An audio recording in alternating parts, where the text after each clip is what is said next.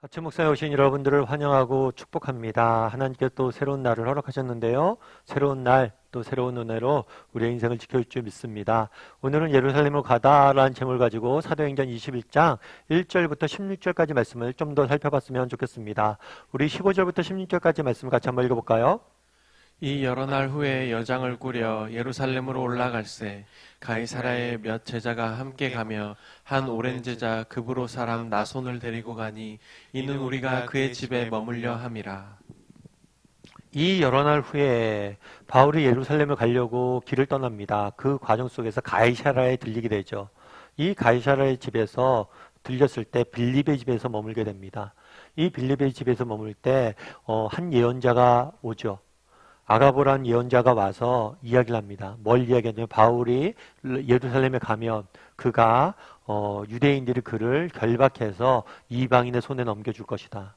사실 그 전까지만 해도 바울이 뭘 알았어요? 예루살렘에서도 어떤 어려움들이 기다릴 걸 알았어요. 결박과 환란이 기다릴 걸 알았어요. 왜냐하면 모든 성에서 그랬으니까. 그런데 이 선지자의 이야기로 인해서 명확히 알게 된 거죠. 그러자 바울과 함께 했던 누가를 비롯해서 많은 일행이 바울을 말립니다. 바울 안 된다고, 가면 안 된다고. 그런데에도 불구하고 바울이 내가 죽기를 각오하고 가는 길이다, 막지 마라 라고 이야기하자 결국엔 떠나게 됩니다. 그러게 하나님의 뜻이라면 우리 뜻대로 이루어질 것을 믿고 가자 해서 가게 됩니다. 가서 여러 달 후에 여장을 꾸러 예루살렘에 올라갈 때 재밌는 건 여기서 뭐라고 어떤 표현이냐면 가이사라에 있는 몇 제자가 함께 갔다라고 이야기를 해요. 사실 분명히 이 사람들의 이름을 성경 기록하고 있지 않습니다. 그럼에도 불구하고 이 사람들이 가는 길이 쉬운 길만 아니겠죠. 왜냐하면 이들은 알았을 거 아니에요. 뭘 알았어요? 바울 앞에 뭐가 기다리는 거 알았어요?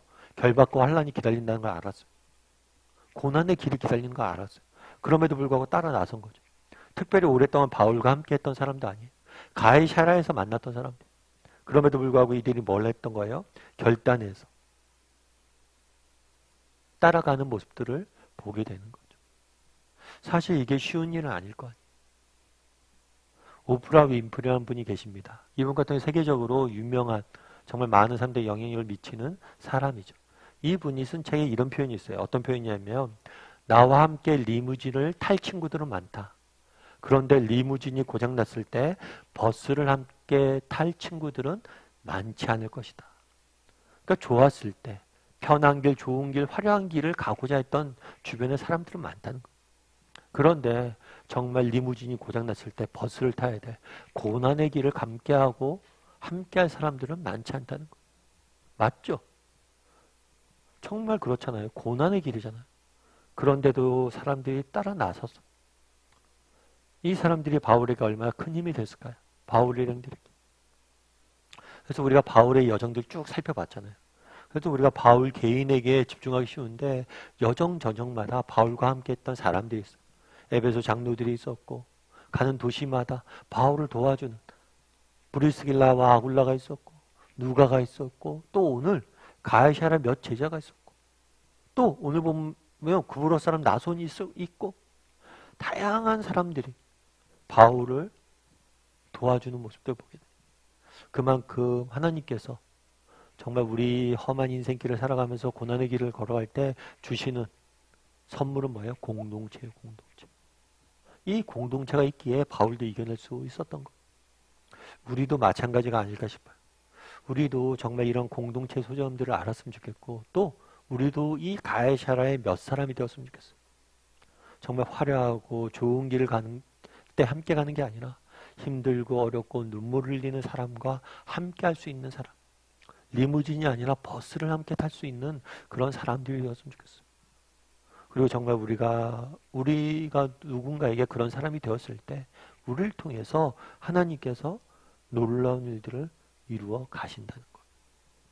그래서 우리도 정말 이런 정말 환난 중에 있고 어려움 중에 있는 사람들을 위로할 수 있는 사람이 되었으면 좋겠어요. 그럼 어떻게 우리가 이런 사람이 될 수 있을까요? 우리가 어떻게 이런 사람들이 될 수 있을까요? 고린도후서 1장 3절 4절에 보면 바울은 이렇게 이야기해요. 우리 하나님은 모든 위로의 하나님이시고 우리가 하나님으로부터 받은 위로로서 다른 사람을 위로할 수 있다. 다르게 말하면 어떻게 우리가 사실 쉽지 않은 길이잖아. 어렵고 눈물 흘리고 힘든 사람들, 고난에 있는 사람들과 함께 할 수 있습니까? 그건 방법은 한 가지. 우리가 뭘 받았을 때 우리가 받은 위로로서 우리가 위로할 수 있다. 다르게 말하면 우리에게 하나님이 우리에게 주시는 위로, 그것들을 맛봐야 돼. 그리고 그것들을 뭘 해야 돼요? 맛볼 때 우리도 다른 사람들을 위로할 수 있는 거예요. 어떻게 가이사라에 있는 몇 제자들이 함께 할 수 있었습니까? 그리스도의 사랑을 맛봤기 때문, 그리스도가 주신 은혜를 맛봤기 때문이, 그리스도가 주신 위로를 맛봤기 때문. 우리도 정말 하나님의 사랑을 맛봤을 때 다른 사람을 이렇게 사랑할 수 있고 섬길 수 있게 되는 것. 여러분, 장기려 박사라는 분이 계세요. 이 분 같은 경우에는 이제 의사 선생님이세요. 의사 선생님인데 병원을 운영하셨어요. 그런데 병원을 운영하다 보면 지금은 덜하지만 예전에는 병원비가 없는 사람들이 많습니다. 너무 가난해서. 너무 가난해서 병원비가 없는 환자가 한 번 있었대요. 했더니 그 환자를 보고 이 박사님 뭐라고 얘기하냐면, 내가 오늘 밤에 병원 뒷문을 열어놓을 테니까 직원들 몰래 빠져나가라고, 도망가라고. 병원을 운영하는 사람이에요. 그런데 자기가 문을 열어서 도망가라고 이야기하는 거예요. 여러분이라면 이렇게 하겠어요? 여러분 식당 운영하는데 온갖 좋은 걸 다 먹고 많은 것도 먹었는데 돈 한 푼 안 내는 사람에게 몰래 도망가라고 문을 열어주겠어요? 사실 제가 이 이야기를 들으면서 이분 대단하다 이런 생각이 들었어요. 그런데 우리는 이거보다 더한 은혜를 받았죠. 우리가 죄인 되었을 때, 원수 되었을 때 우리를 위해서 자기 아들을 내어주셨죠. 돈 몇 푼이 아니죠. 음식 몇 개가 아니죠. 아들을 주셨죠. 우리가 얼마나 큰 사랑을 받았어요. 얼마나 큰 은혜를 받았어요. 뿐만 아니죠. 그 아들까지 재워주시니까 모든 것을 그 아들과 함께 주시지 않겠느냐. 하나님께 우리 인생 고비고비마다 얼마나 많은 은혜를 주세요. 얼마나 많은 위로를 주세요. 그걸 먼저 맛봐야 돼요. 그걸 맛봤기 때문에 우리도 다른 사람을 위로할 수 있는 거예요. 그래서 바라기는 정말 우리도 가이사라에 있는 몇 제자가 되었으면 좋겠습니다. 정말 힘들고 어렵고 환난 중에 있는 사람들과 함께하고 눈물 흘리는 사람들과 함께 울 수 있는 사람이 되었으면 좋겠어요. 뿐만 아니라 그럼 이렇게 어떻게 울 수 있습니까? 우리와 함께 울고 우리와 함께하고 우리의 아픔을 지는 예수님은 그 위로를, 예수님의 그 눈물을 맛볼 수 있는 사람이 되었으면 좋겠어요. 그 사랑을 맛볼 수 있는 사람이 되었으면 좋겠어요. 그리고 그 사랑을 맛보고 그 사랑을 전할 수 있는 우리 모두가 되기를 주님의 이름으로 소원합니다.